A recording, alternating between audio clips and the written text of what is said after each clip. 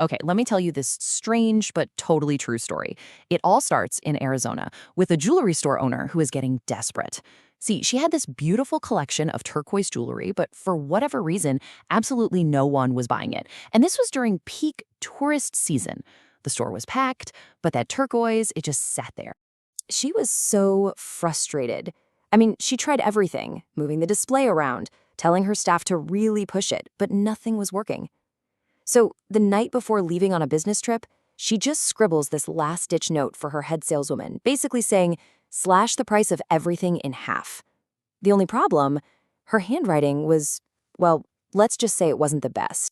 So what happens? Her employee totally misreads the note.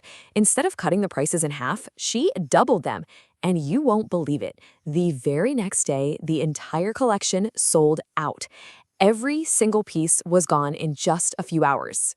So what is going on here? Why on earth would people rush to buy something right after its price doubled? It sounds crazy, right? Well, let's dive into this, because this bizarre little story actually reveals these powerful, hidden scripts that are guiding our decisions, our desires, and even how we talk to each other.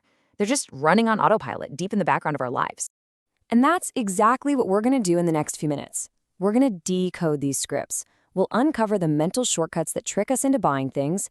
We'll look at the timeless archetypes that shape who we're attracted to. And we'll even expose the conversational games that all of us unconsciously play every single day. All right, so here's how we'll break it all down. First, we'll look at the brain's shortcuts. Then, the archetypes of attraction. After that, the games we play. And finally, we'll talk about the antidote to all of this automatic programming. Okay, first up, the brain's shortcuts. So to really get what happened with that turquoise jewelry, we first need to talk about turkeys. Yep, turkeys.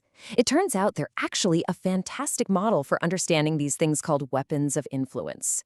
So scientists call this a trigger feature.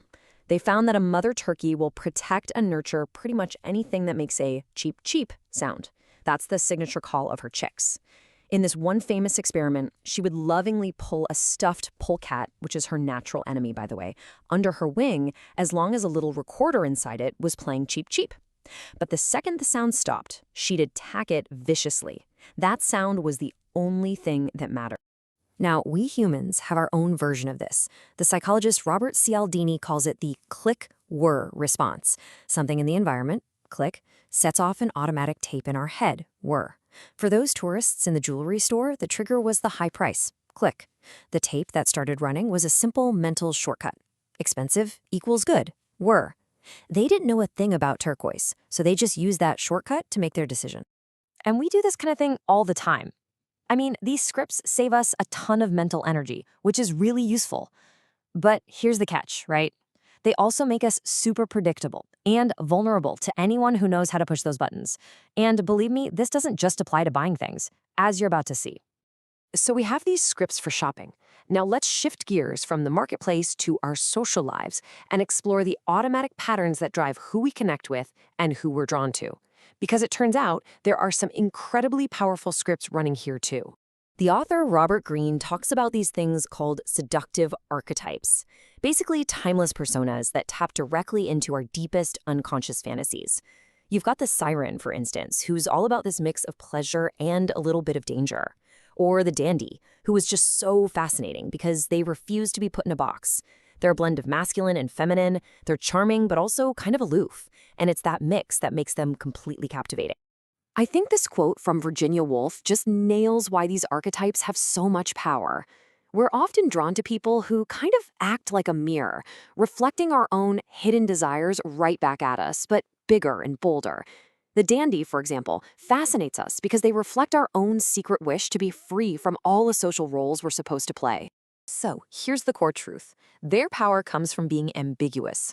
Just like that high price tag triggered a simple conclusion, expensive is good, a complex, undefinable personality triggers our deep-seated curiosity and desire. We just can't help it. We want what we can't quite figure out. All right, so we've got scripts for buying stuff and scripts for attraction.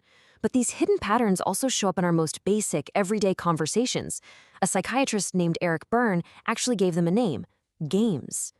Bernie's idea was that at any given moment, we're operating from one of three ego states. There's the parent, which is that ingrained voice of authority in your head, the part that says you should really eat your vegetables. Then there's the adult, which is your rational, data-crunching self. And finally, the child, which is where all our emotions, our spontaneity, and our creativity come from.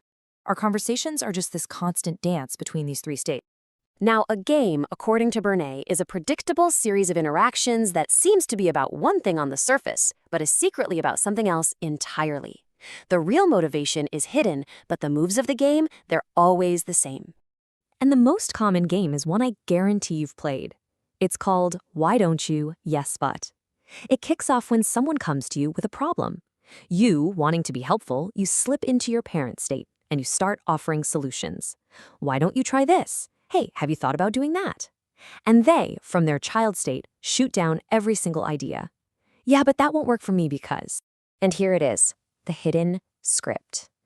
The person with the problem isn't actually looking for a solution. The real, unconscious goal of the game is for the helpless player to prove that their problem is completely unsolvable. And the psychological payoff?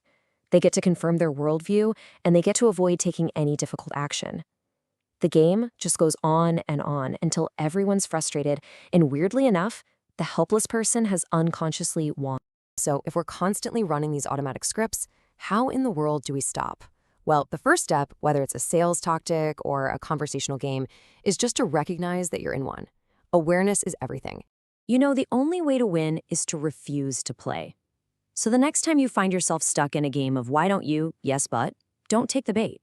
Instead of offering up a bunch of solutions from your parent ego state, try responding from your adult state. Just say something like, wow, that sounds really tough. What are you thinking of doing about it?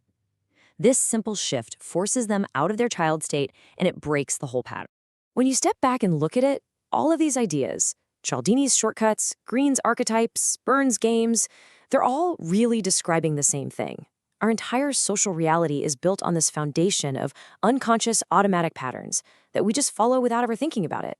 So the ultimate antidote then is making a conscious shift, moving from automatic reaction to active awareness. And the tool for making that shift is simple.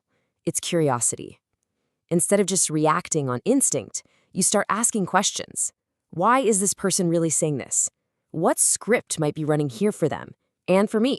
Because at the end of the day, the price tag on a piece of jewelry, that seductive persona someone puts on, that supposedly unsolvable problem, that's all just the surface of the interaction.